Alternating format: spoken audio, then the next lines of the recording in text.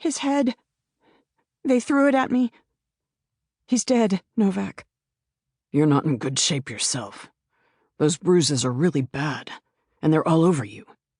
He was carefully feeling her arms and body. Here, too? Your head? Concussion? I don't think so. I never totally blacked out.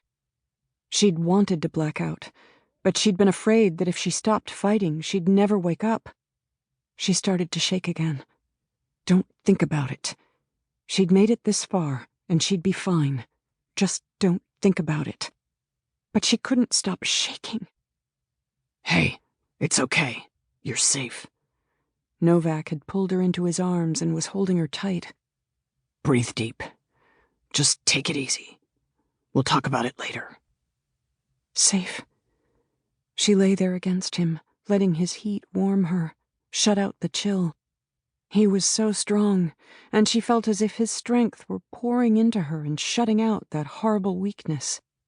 Yet more than 5 minutes passed before she could stop shaking. She finally sat up and pushed him away. "I'm sorry," she said unsteadily. "I fell apart. You asked me why. There wasn't someone with me. I got the phone call from Hadfeld, but it was a trap. They were waiting for me." How many were there? 4. Can you describe them? Describe the pain? Describe the smell of them? Describe the helplessness she'd felt? But she had to focus and try. She shook her head. Scarves over the lower half of their faces. 1 black man, 3 white. 2 of the white men had dark hair, 1 was fair-haired. It felt like straw.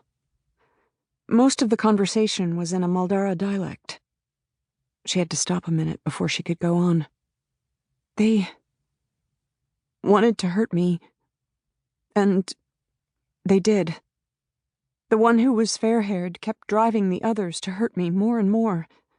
He beat me himself, then he told the others what they had to do and how to do it. He said they'd been sent here to do a job, so do it. Say it. She had to tell him. She swallowed. I have a little blood down there, and I'll need a rape kit. Silence. They raped you? 3 of them did. The one with fair hair only seemed to want to beat me. He seemed angry. Son of a bitch. Then Novak began to swear softly and viciously. We'll get you to the local hospital in Jokan, he said. Another 15 minutes. No hospital. Not here, Jill said jerkily. You're CIA, and I've seen you pull strings. You can get me anything I need without throwing me into the system. Do it, Novak. The system isn't all that bad when you've been savaged the way you've been, Jill. You're one of the best journalists I've ever come across, but not even a Pulitzer is worth this, he added harshly. You should have done what I told you and stayed out of it. Would it have been too much to leave it up to me? You knew I'd follow up. Yes, I knew you would, Jill said wearily, because you're as obsessed as I am. But it was my story. You might have been too late. She was getting weaker, she realized. That temporary adrenaline rush when she'd felt so safe with Novak was fading, and there was something she had to do, she remembered vaguely. Do you have a first aid kit in this Jeep? You don't have to do it yourself. I'll get you help right away, Jill. It's not for me. I need some medical gloves. I couldn't describe those men, but I fought them. When they surprised me, they took away my gun, but they'll have scratches.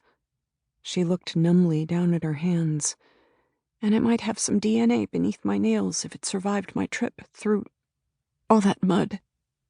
He muttered another curse, reached into the back seat for the first aid kit and handed it to her. The gloves were on top of the bandages, and she quickly pulled them on to protect her nails. She set the first aid kit on the floor at her feet. Better. One more thing done to rid herself of that terrible feeling of helplessness. You were driving slow.